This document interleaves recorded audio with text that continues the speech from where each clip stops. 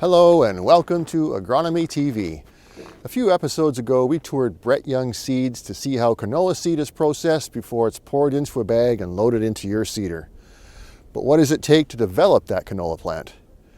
To find out, we went to DL Seeds to see how it grows canola hybrids in their greenhouses south of Winnipeg and the types of testing it uses when developing a canola hybrid for growers. To give you a rough idea, here are a few numbers relative to DL Seeds' operation. 6, the number of years it takes to develop a canola hybrid. It can take as many as 10. 8, the number of greenhouses it uses between its 2 stations at Winnipeg and Morden. 50,000, the number of plants in a year it screens for diseases. 170,000, the number of plants seeded each year in DL Seeds' greenhouses, and 170,000 again, the number of samples its genetic marker lab processes in 1 year. In some ways, these numbers offer a glimpse into what canola is up against in your field. Diseases such as fusarium, sclerotinia, blackleg, verticillium, and clubroot, and what it takes for canola hybrids to succeed at a commercial level for growers. Let's go inside and have a look.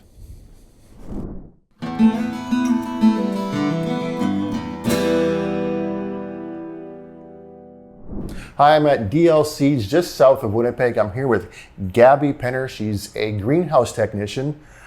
We're looking at some canola plants that are here that are actually from their greenhouse that are going to be turned into seeds at some point in the future down the road. Gabby, tell me a little bit about the breeding process that goes into making a canola hybrid. Yeah, so I work a lot with DH plants, which is double haploid. These plants, they produce seed like a normal canola plant, but they actually come from immature pollen grains, so they're not developed from a seed. So Gabby, what's in these petri dishes that are beside us here? These are actually canola embryos. Okay. So they are similar to a seed. So they will produce a plant that will also make seed, but they come from a pollen grain. So pollen before it flowers. And they produce these little embryos, which we will put into soil, and they'll grow very much like a normal plant, but they look very different than just planting seed in the ground. And the growing period in your greenhouse, what does that look like generally, the term? The growing period from when we get our embryos to a finished plant is about 8 months. Oh, wow, okay. Mm-hmm. So it takes a little while for them to grow from their teeny tiny little things. But the really good thing about double haploid is that you can get a genetically pure plant in 1 generation instead of many, many generations of traditional plant breeding. You can get a pure plant that can be used as a parent to produce a hybrid. Okay. Now, is this method fairly widely known or widely Yes. done in terms of plant breeding? Mm-hmm. Yeah, it's done by, I would say, most plant breeding companies, Okay. And not just in canola, in many other crops as well. Great. Okay, Gabby, so you have these canola embryos in the petri dish, and then they get moved to a soil medium to the next stage, I guess. What does that process look like? Well, it's actually a very labor-intensive process. Okay. So because these embryos, they're a lot more delicate than seed is, where you can just drop them in the soil and then Right. cover them up and they'll grow. You have to use tweezers and individually move them all over from a petri dish to the soil, which can take several hours, as you can fit about 1,000 embryos into one soil tray. And we have thousands of embryos too. And when you plant 1,000 embryos into the soil, how many are generally going to root and take off and fully mature? It really depends on the variety that we're using. So sometimes we can get hundreds, sometimes we get less than that, we get about 50. Okay. It really depends on how well they take to the soil, because Sure. they are so delicate that they Yeah. don't necessarily take to getting moved to the soil very well. Yeah. So yeah.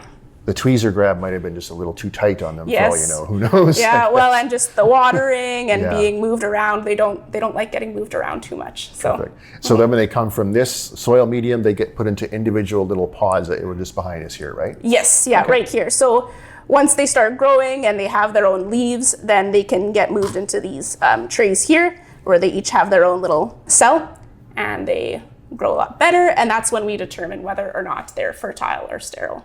Perfect. Terrific. Well, thanks very much for your time, Gabby. Yeah, thanks. Okay.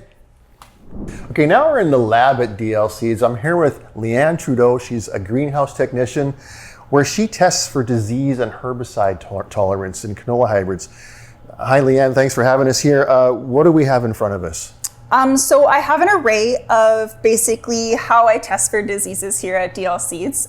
There's 5 diseases that we test for: clubroot, sclerotinia, verticillium, fusarium, and blackleg. All these diseases need to be treated differently. To screen the plants, I want a pure isolate that is just that disease. So I grow them in different ways. Some of the diseases prefer to grow on media, such as PDA, which is a potato dextrose agar. And some of it even grows on V8 juice. So basically, to get a pure isolate, I'll plate it in a sterile environment in the flow hood, which gives me clean air through a filter. And I'll put just a small amount of that disease on the V8 plate. It'll grow up to fill the plate, and then I'll scrape that and use that to infect plants in the greenhouse. Now, how long does it take for these samples to grow in your lab? So it depends on the disease. Some of it's pretty quick. Something like sclerotinia, I'll put it on the plate and it'll grow within a couple of days. I'll be ready to infect the plants. Some of them are a bit slower. So clubroot, I grow physically on the plant and I'll harvest the roots. That can take 5 weeks. So there's lots of planning involved. And you also have diseases like verticillium in here as well. Yeah, so verticillium is really important to DL Seeds and designing hybrids that are resistant. So I'll grow the disease out on the plates and use that to infect our plants and see how they react to it.